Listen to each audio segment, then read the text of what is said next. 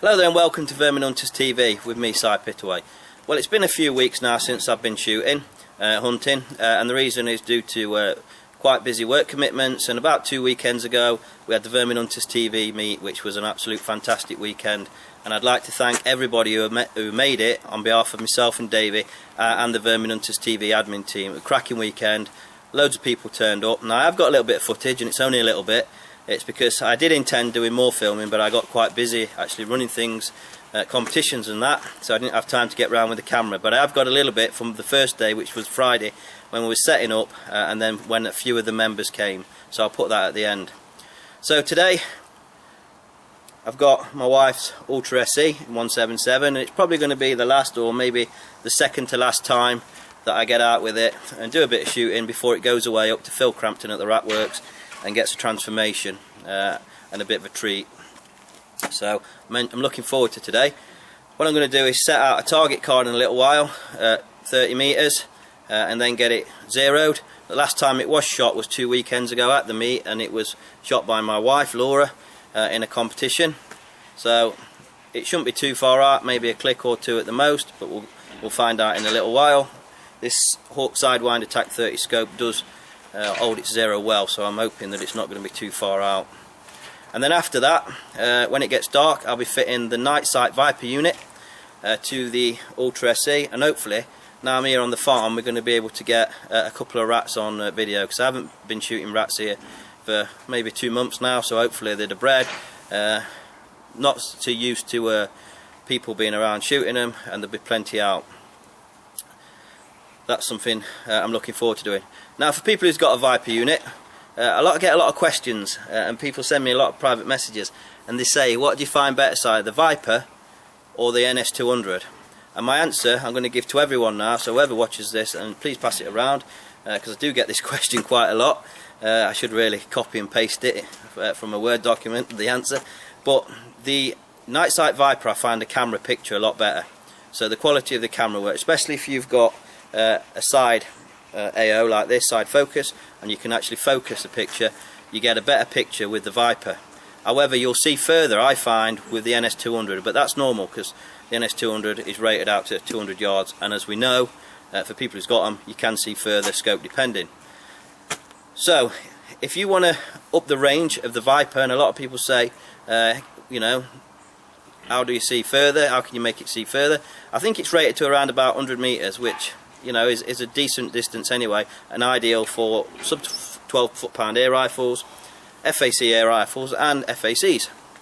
Well, I found a way of doing it, and all this it gives you is an extra spotting range. So if you're walking along a permission and you've got a big field, say a ploughed field in front of you, with the NS200 you might be able to see to the end of it. With the Viper you probably won't, but you'll see a good 100 metres. But if you want to spot that extra range, what I've worked out to do is, I'll show you in a little while, is to fit a T20 scope, torch, IR torch, under the Viper. So you can use the Viper for normal shooting and spotting at normal ranges, but if you want to see that further bit, you just press a button and it turns on the T20 IR illuminator, and you will get well over 221 yards. And I'm saying 221 yards because that's the maximum I've actually tested it at the moment, and I've seen 220 yards like daylight through a Viper unit with a camera from the Viper and a T20 turned on. So hopefully I'll better demonstrate that later to you if it's dark enough, and show you the difference between the Viper on full illumination and then when you turn the T20 on. So without further ado, we're going to set some targets up, talked enough, and then we're going to get on and do some shooting. Right, what I've done is placed a little bit of A4 paper on this bottom of a drawer, what I've been using to shoot at, and zero down at the farm. You can see I've used a red pen and put a red dot. The reason I've used a red pen is, if you shoot at a pellet mark like I normally do, sometimes when the gun's not zeroed but it's not far off, after 3 shots you're not sure, or even after 2 shots you're not sure which one is the original point of aim, so it can make the actual impact group bigger.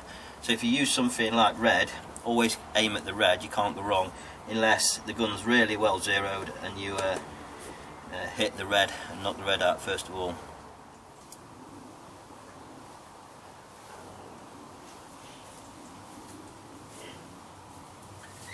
Right, I obviously checked before I set the camera up, and I've just rechecked again, and I'm at 30 metres 33 yards looking down to the board with the A4 paper on with the red dot on what I've just shown you.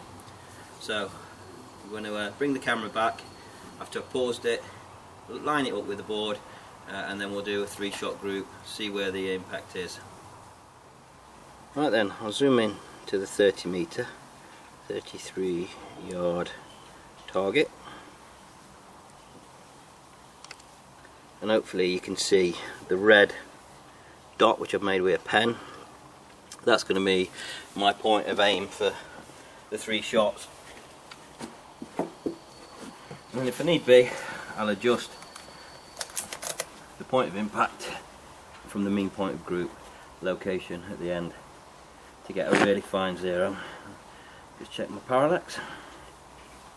So looking good.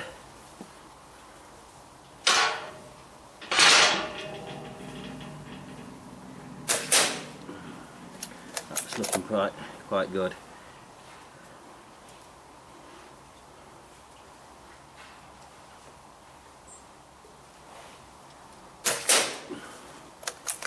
Let's just tuck the circle out.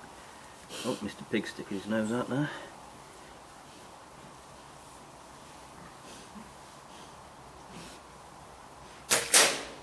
That went straight through the same hole as the last one, exactly where I put the crosshair. So I'm happy with that. That's probably a third of the size of a 5p. Not bad for a straight out of the box. There's Mr. Pig Ultra with nothing done to it apart from Amster fitted, which I'm not using at the moment. But I'm at the target end now. As you saw, it was quite a good group. You can see there, as written on the paper, 3 shots, 33 yards. Pellets are using JSB Exacts at 4.53. Pellets I found work really well in this Ultra. Air arms field at 4.52, but what just take it by a mil or two, especially at distance, and I'm talking 55 yards here, is JSB Exacts at the 4.53mm. So it's only, you know, 0.1 of a millimetre, but it makes all the difference at range. If I zoom in, that's a brand new 177 pellet I put in the hole, and the majority of that is probably paper tear, as well as obviously the pellet hole.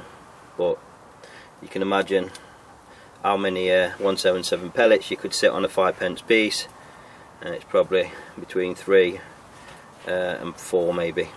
So that's a small group, and that goes to show the accuracy of these Ultras. And as I've said, that's straight out of the box. Right, what I've done now is I've moved back, and I'm at 41 metres, which is 45 yards, so the maximum range of HFT. And what I'm going to do is shoot another fresh piece of paper, and I put another red dot on. I'm going to put the crosshair on there, knowing that the group will fall low. Because there's no breeze whatsoever now, what I want to do is see if the pellet lands exactly vertically below the dot, and if it doesn't, if it falls off to one side, I'm going to move it a click each way. Probably if it falls to the right, I'll move it a click left, and if it falls obviously to the left, I'll move it a click right. And what that normally does is it gives it an absolute spot on zero then at range. It makes no difference whatsoever at your zero range, 33 yards, but it makes a lot of difference the further you come back. So one click, the further you back you are, the better it is, and that gives you a bit of confidence then that when there's no wind like now and you've got a long shot, the pellet's going to fly true along its trajectory and come down and fall horizontally down the crosshair post itself. That's what I'm going to do now. So I'm going to zoom in, and hopefully the camera will be somewhere near centre where it needs to be. You'll notice that obviously there's a piece of board with the actual paper on. I don't know if you can see the red dot. It's probably a third of the way down, I think, and then there's a metal sheet behind it, so there's no way the pellet's going to go anyway further than the backstop itself. The first thing to do is obviously to make sure that my parallax is set for 41 meters. I'll just adjust it slightly and then cock the rifle. Let's see where they fall. Get into a nice comfy position.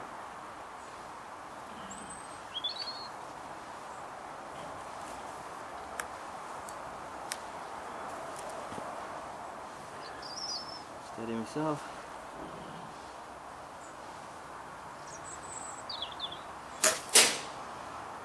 Wow. That probably was a bad pellet, I hope. Try again.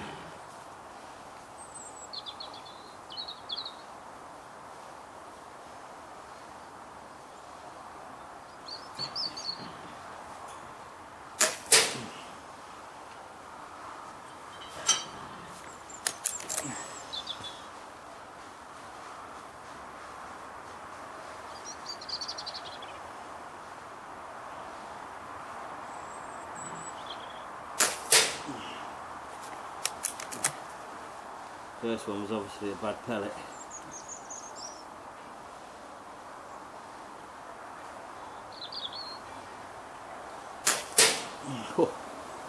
Well, it does need a click left, but as you saw, that's a 3-shot group, and that 3-shot group is probably the size of the 3-shot group I did at 33 yards. So from 33 yards to 45 yards, you can see there's no difference. Absolutely phenomenal. Shame about the first group, the first shot. It was obviously a bad pellet because it went flying off to the left, and I know my shooting's not that bad, so I would say it's definitely a bad pellet. Anyway, I'm going to make one click left adjustment, and that should be me spot on.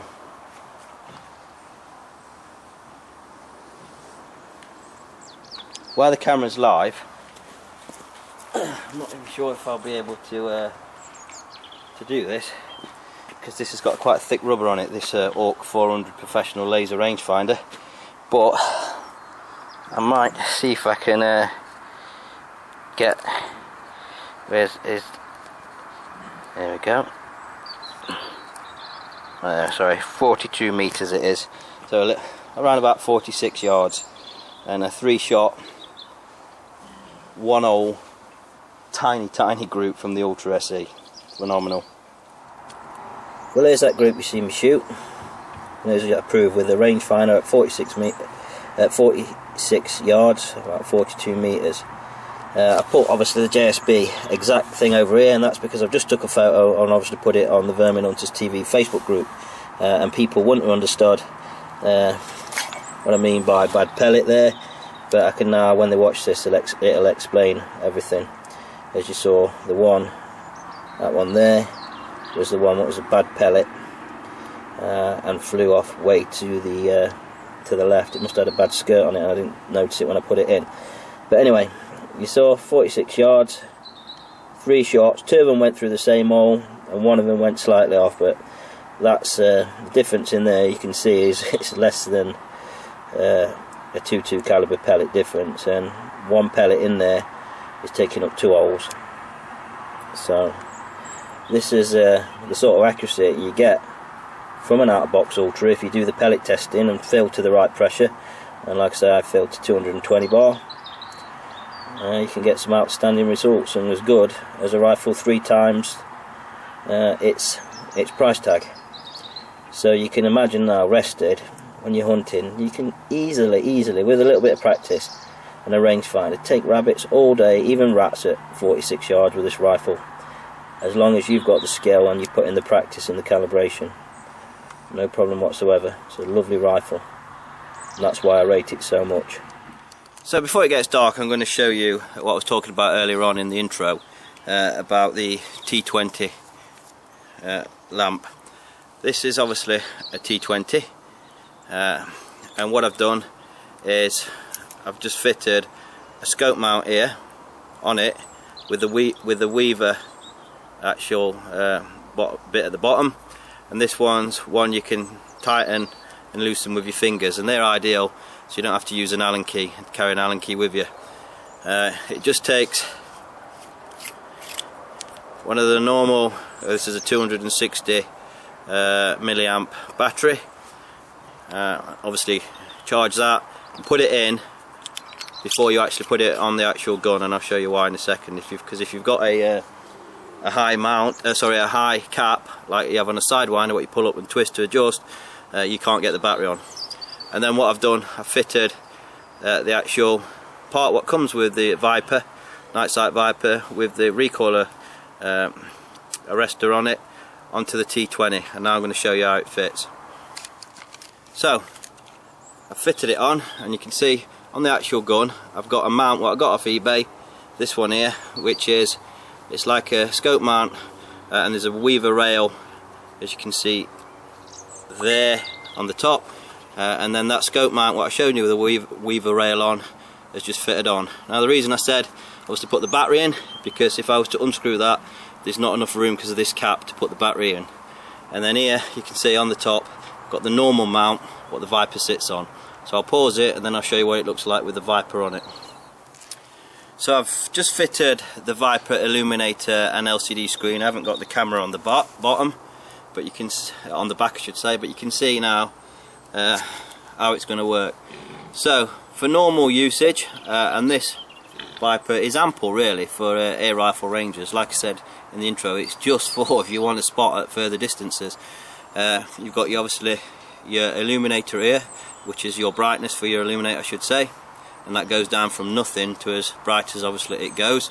And then if you need extra distance, all you do is just turn on the T20, and hopefully, like I said, later when it gets dark you'll see the difference, and it will give you a seriously extra amount of light. And I think these are about £30 I think I paid for this one. And this is the button at the back. You press it in softly and it's got three different amounts of illumination, so you've got a low, medium and a high. Tree what's in centre of picture now, I'll try and get the laser on. There it is, and our lays 101 yards. Now if I can bring the camera around, and you'll see hopefully a round tree there. This one here is over 300 yards. I'll try and laser him. 313 yards. I'll now move the laser away and zoom into what I was looking at. So there's the camera, the tree there, the round one at 313 yards, and I think that one we just looked at was 101 I think.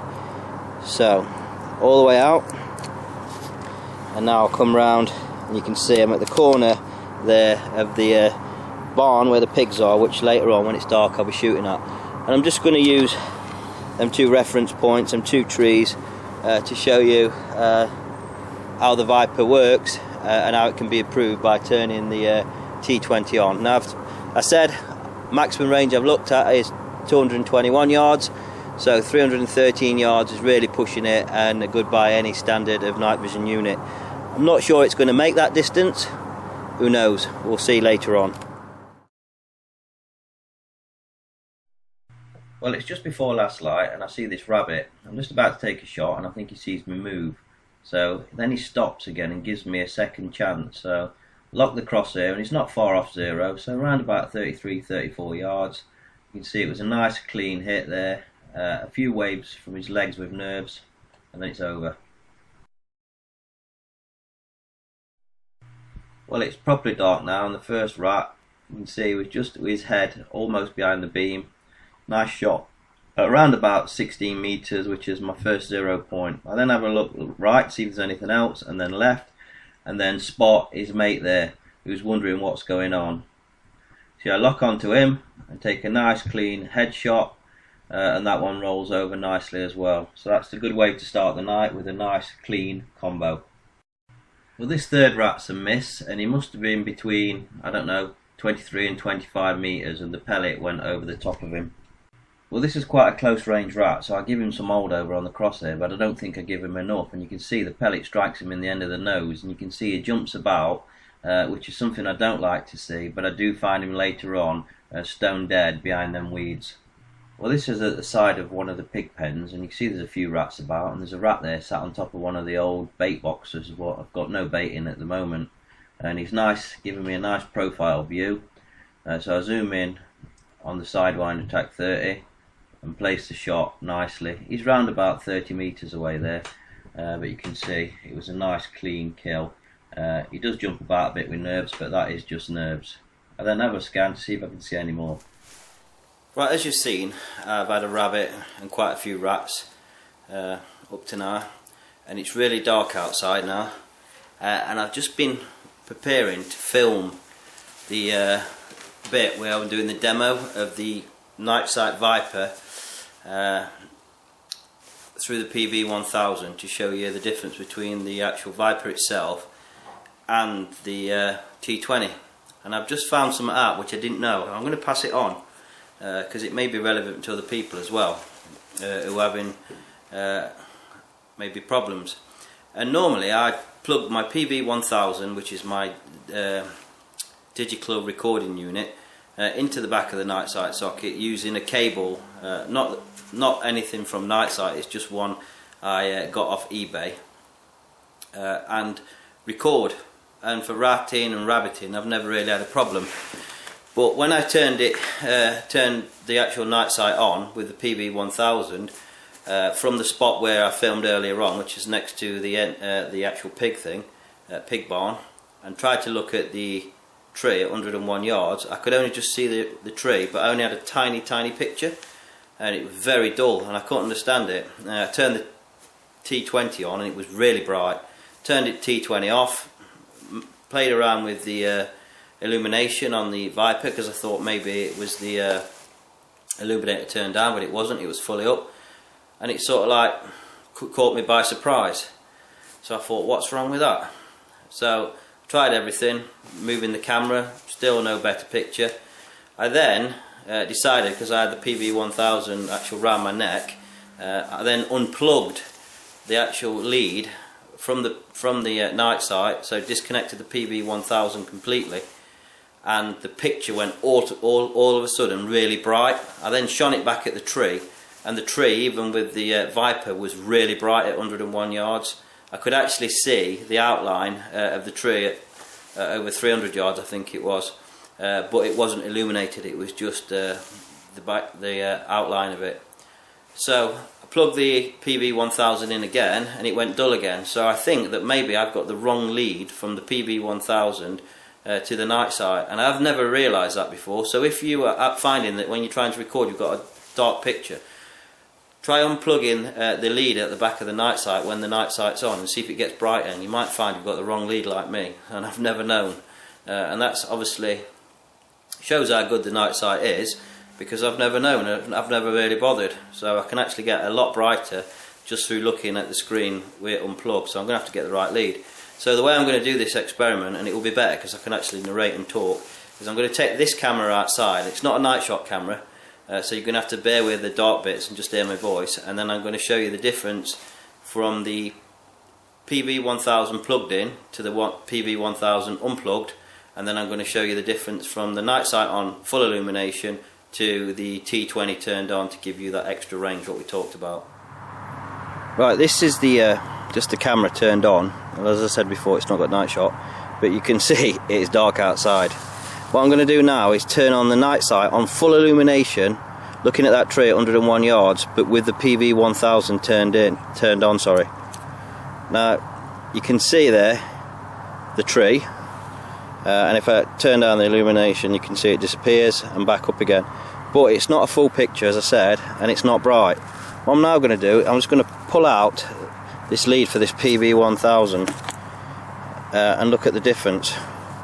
The picture has gone a lot brighter. I can adjust the focus, you know, and that is really nice. Now what I'm going to do is turn on the T20 and look, I'm going to have to actually pull up the magnification a little bit, and that's actually too bright, and that's at 101 yards. So I'm just going to turn the magnification down again and turn the T20 off. You can still see with the Nite Site, there's plenty of illumination there at 101 yards. You could shoot, if you wanted to, look, you could shoot foxes and still see a background. So it just goes to show you need the right lead as well as the a nice scope what works to get the best picture. And I've been using this about 2 years now on Nite Site, as you know, and I've never realised that the lead makes so much difference. So I'm going to have to try and get a lead from Nite Site, and hopefully I'll get this sort of picture all the time. It's phenomenal, absolute phenomenal. What I'm going to do now is pause the camera, and I'm going to move everything round because I've obviously got the camera on a tripod, and I'm going to look towards a tree which I think was 313 if I remember yards, and see what we can see there. Right, there's the tree what we looked at 313 yards. You see it's the round tree, and that's the Nite Site on a full illumination. You can see there is some illumination on the corn or grass, whatever it is in front of it, but it's not really illuminating the tree, so the range of the illuminator is not reaching that far. I'm now going to turn on the T20 and see what we can see. Oh, and there you go. And you can see there, if I turn up the magnification, there you go, turn up the magnification, you know yourself that that's 100 yards, and that's no problem whatsoever. Turn it off, reach forward and find it in the dark, and there we're on the Nite Site now, and yet again you can see shoot. Okay, then back to shooting rats, and we're at the same position where the rat was on top of the feeder, and I shot him. And there you can see one of his colleagues have come out, and he's sniffing the air. You can smell something. I don't know if it's me or you can smell the blood from the one I shot earlier, but you can see he's there, and he's definitely having a sniff in my direction. Now I could have took the shot here, but I wasn't sure that I was going to hit him in the nose like I hit the other one in the nose, and I've done it once in one night. I don't want to do it again, so I'm waiting. I zoom out a little bit, and when I'm happy that I've got the right trajectory, I take the shot, and you can see the rat goes straight over, nice and clinical, and this time it's not jumping about. Right, I'm inside the barn now, and I think I'm between probably 12 and 14 meters away. You can see there's some movement, and there's quite a few rats. I know, like I say, I haven't shot in this farm for about 2 months now, and it does look like the rats have got brave again, and they're starting to show a bit more, which is nice to see. So I'm filming a little bit for you, and hoping to get a position where I can, or a rat in a position where I can shoot him. Can't see any heads at the moment, and this one here sticks his head out, but then his mate decides to run down. I thought that'd be a better target, so back on to the top one, and there's more rats again. You can see there's plenty. He does stick his head out a little bit, and one falls down there, and that was a double kill. You'll watch now in a second, another one falls down.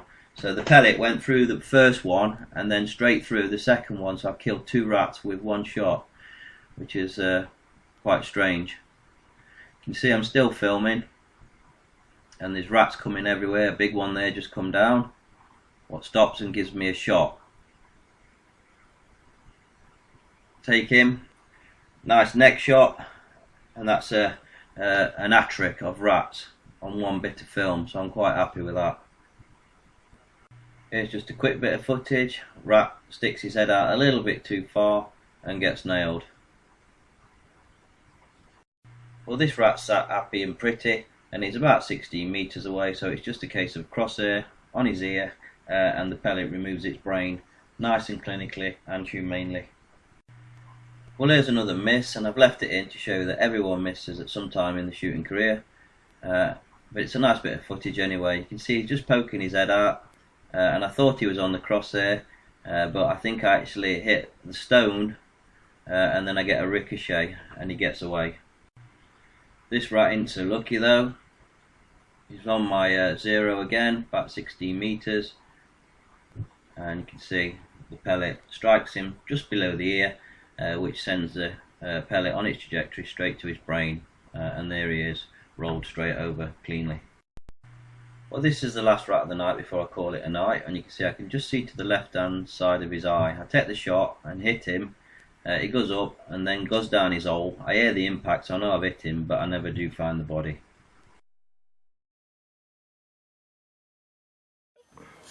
Welcome to to my home. Okay. Please come in. Don't say that, you'll have everyone piling in. Hey, man.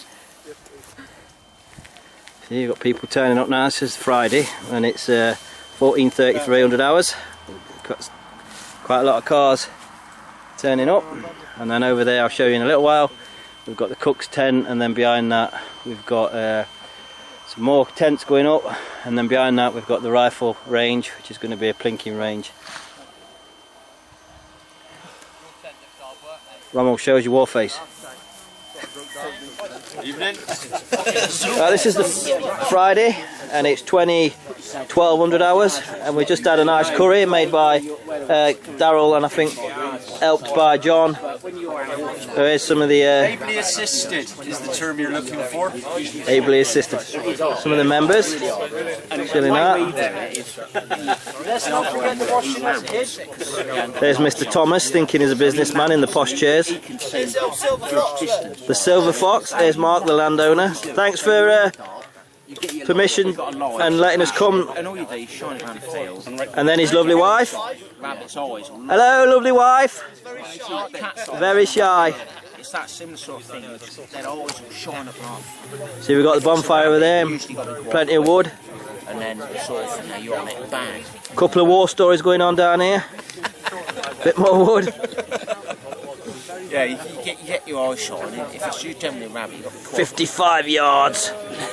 This one's 150 yards. 150 yards with one hand tied behind my back. Wasn't even looking. Using my cigarette as my lamp.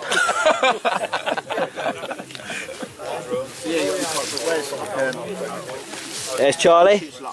Just come down from Scotland. You go across the field and you get eyes shine. Turn you down.